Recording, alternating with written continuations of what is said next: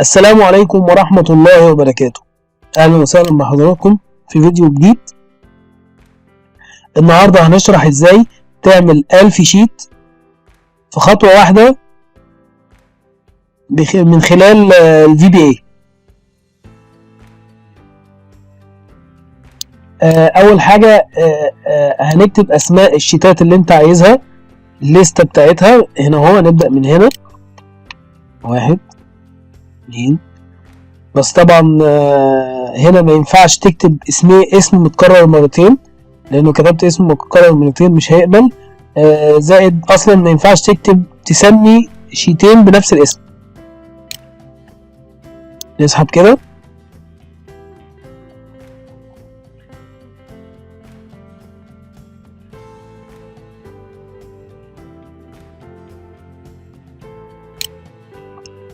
كده 1000 شيت.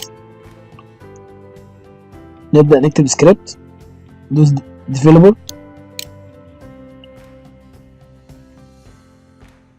ريكورد ماكروس، اوكي، ماكروس، ايديت، هنمسح دوت،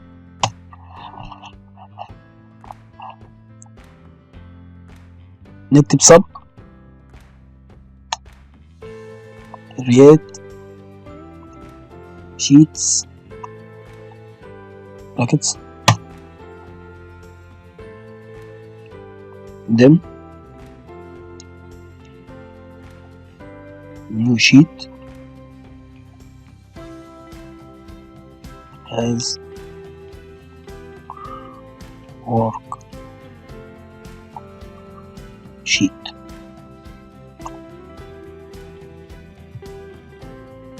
them are as integer are equal 1 do while sheets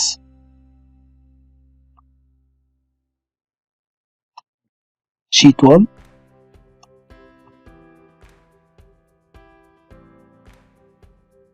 dot cells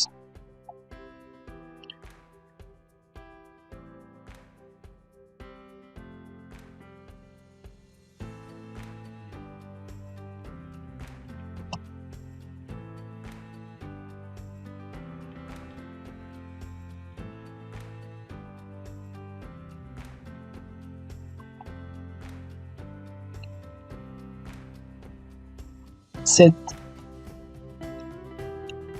new sheet call sheets dot add new sheet dot name call sheet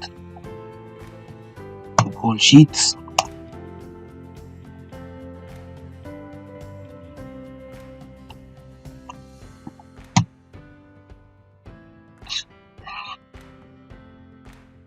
dot cells R1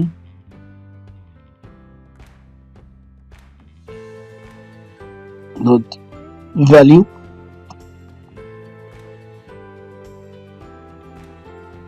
R equal R plus 1 لوب. كده يكون خلصنا السكريبت. هندوس رن راننج اهو فوق راننج. بياخد وقت عشان الشيتات كتيرة جدا اللي بيكريتها. طبعا كل ما يكون الشيتات اقل، كل ما يكون الشيتس اقل بياخد وقت اقل. done كده خلاص.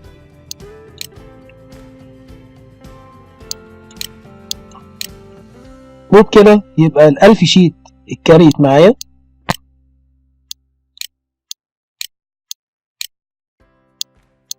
عندك شيت 1 اهو، وشيت رقم 1000 اهو. كل شيت خد اسم من الكولوم. ان شاء الله هسيب لكم السكريبت دوت تحت في صندوق الوصف. ولو عايز تعرف تريكات جديدة ما تنساش السبسكرايب وتفعل زر الجرس، وما تنساش اللايك والشير. والسلام عليكم ورحمة الله وبركاته.